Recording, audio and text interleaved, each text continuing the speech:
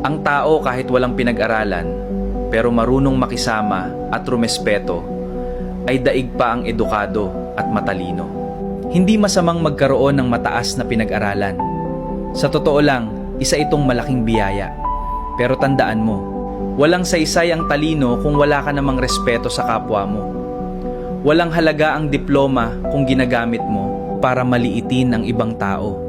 Marami tayong nakikilalang hindi nakapagtapos ng pag-aaral, pero marunong makisama. Marunong tumulong, tumupad sa pangako, at rumespeto sa lahat.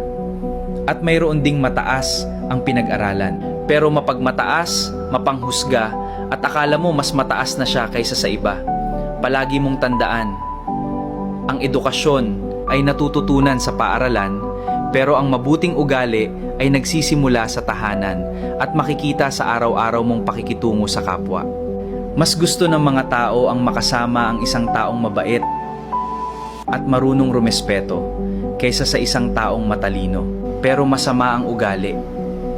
Kaya huwag mong husgahan ang isang tao dahil lang sa hindi siya nakapagtapos ng pag-aaral. Hindi mo alam ang mga pinagdaanan niya sa buhay. Baka wala lang siyang pagkakataong makapag-aral, pero marangal naman siyang namumuhay.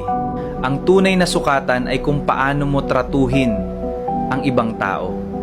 Dahil ang mabuting ugali at paggalang sa kapwa ay mas mahalaga kaysa sa talinong walang respeto.